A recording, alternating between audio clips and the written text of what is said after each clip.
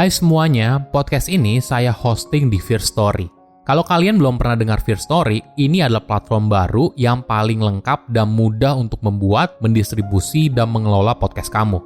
Nah, jadi Firstory itu bisa kamu gunakan 100% gratis. Kamu bisa mengupload episode terjadwal dan mendistribusikan podcast kamu di semua platform podcast di Indonesia. Firstory juga menyediakan customer service yang berisikan podcaster berpengalaman. Kamu bisa share podcast kamu tanpa ribet dengan F-Link yang akan mencakup semua link platform kamu dan sosial medianya. Dengan Firstory Ads, kamu bisa mengakses monetisasi yang mudah dan beneran bisa kamu cairin tanpa biaya tambahan, gak pakai repot. Jadi tunggu apa lagi? Yuk maksimalkan podcast kamu dengan platform hosting dari Firstory. Daftar sekarang di firstory.me dan buat podcastmu jadi kenyataan.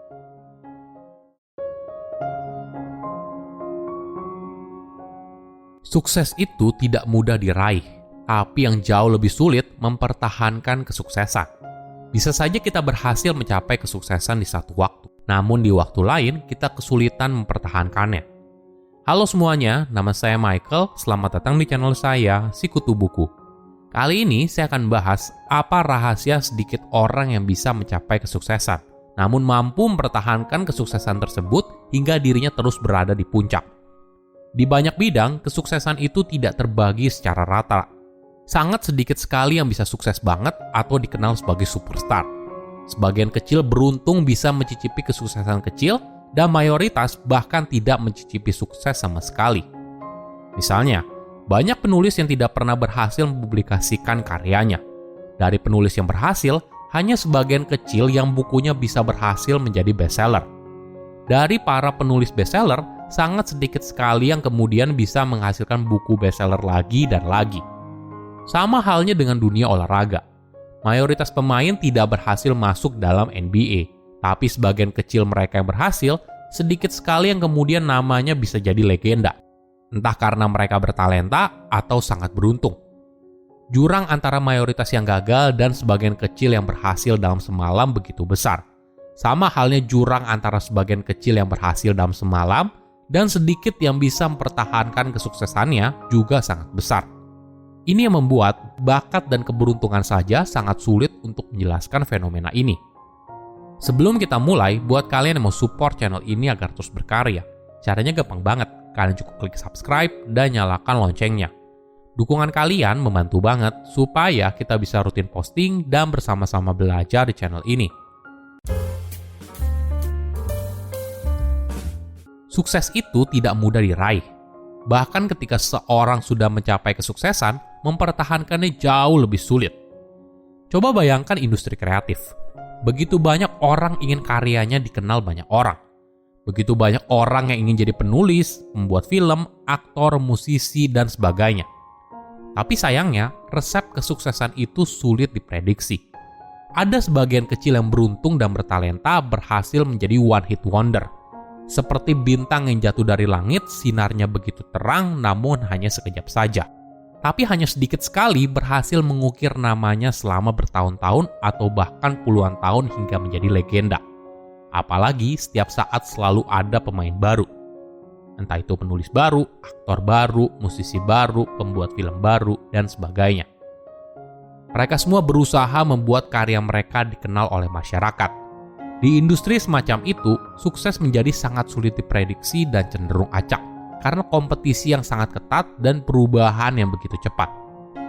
Bagi mereka yang berhasil mempertahankan kesuksesan, mereka ibaratnya telah berhasil melewati berbagai rintangan yang sulit. Rintangan pertama adalah membuat karyanya dikenal. Kedua, setelah dikenal, maka dia harus bisa mempertahankan kesuksesannya. Mungkin terlihat mirip seperti rintangan pertama, padahal ternyata tidak. Ada contoh menarik yang bisa kita pelajari soal kreativitas dan sukses dari dua pembuat film yang karyanya sempat mendunia. Pada tahun 1977, film science fiction unik menjadi fenomena global. Star Wars merupakan film yang bercerita tentang perang saudara intergalaksi yang penuh dengan drama dan aksi. Film ini berhasil meraup 6,4 triliun rupiah. Bahkan hampir 50 tahun setelah film pertamanya dirilis, franchise Star Wars masih memiliki banyak penggemar yang loyal. Penulis, direktur, dan pemiliknya adalah seorang yang bernama George Lucas. Setelah kesuksesan Star Wars, George lalu berencana membuat sequel selanjutnya. Film itu diberi judul The Empire Strikes Back. Tapi George tidak ingin sendirian produksi film tersebut. Pilihan jatuh kepada Irvin Kershner, seorang profesor dari University of Southern California. Cuma ada satu masalah, Irvin awalnya bukan fans Star Wars. Bahkan awalnya dia menganggap George yang merupakan muridnya itu gila dan Star Wars merupakan film yang buruk. Tentu saja pendapat Irvin salah, Star Wars laku keras. Dan ketika George meminta Irvin untuk menjadi direktur film, awalnya Irvin menolak, tapi akhirnya diterima juga. Pada tahun 1980, sequel Star Wars kedua dirilis dan sukses berat. Seperti pendahulunya, film ini berhasil meraup 6,4 triliun rupiah.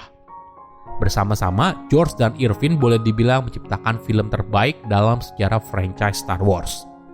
Di tahun yang sama, ada film lain yang dirilis di bioskop berjudul Used Cars. Film ini dibuat oleh Robert Zemeckis, lulusan USC juga, tapi karirnya tidak semulus Irvin. Used Cars merupakan film komedi satir yang bercerita tentang seorang penjual mobil yang tidak bermoral, bercita-cita menjadi politisi.